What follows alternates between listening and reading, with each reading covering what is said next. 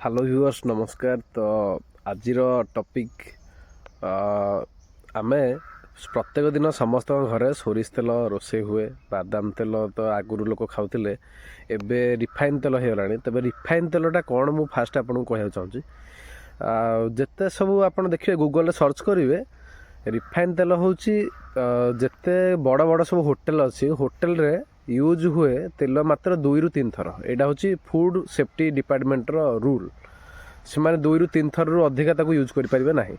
तेणु ये जो तेल गुड़ा रोचे से करुँच कौन ताकू कौन करेंगे, से 20 टଙ୍କା 30 टଙ୍କା कि 40 टଙ୍କା ये रेट्रे ताको बल्क से सेलिंग कर दिखती। सेलिंग कलापर किसी कंपनी कौन करे तांकोठू से सोरिष तेल किणिकी आनिकी आसे, आणला पर ताको फिल्टर करे, प्यूरीफाई कर सारापर ताको आमको दिए।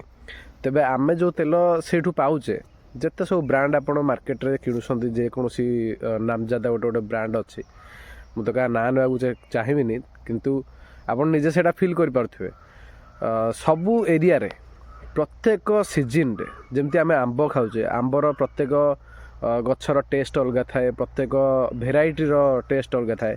किंतु सोरिष देखूँ आप रिफाइन तेल देखूँ, जदि सी नाचुराल होता तार टेस्ट भी सेमती अलग था। सीजन अनुसार प्रत्येक फलमूलर टेस्ट बदली थाए, केतबेले कंचा तो केतबेले पाचिला, केतबेले टिके कढ़ थाए, केतबेले गजा हो जाए, एमती भी हुए। तेणु से अनुसार टेस्टा चेंज हवा दरकार। किंतु आमे जो सोरिष तेल खाऊे कि जेकोसी सनफ्लावर तेल खाऊे कि रिफाइन तेल खाऊे तार टेस्ट वर्ष जाक गोटे परिमाण थाए। कारण से essence, food colour, preservative, hexane gas, सोरिष खास करके राग करने, डाइमिथाइल सिलक्सेन, ये सब केमिकल मिसा जाए। तो ये जिनस बचाई आम तो निहाती भाव में आखि देखिकी भरोसा करके आम किणवा दरकार। तेणु आपण चेष्टा करूँ घना तेल यूज करने।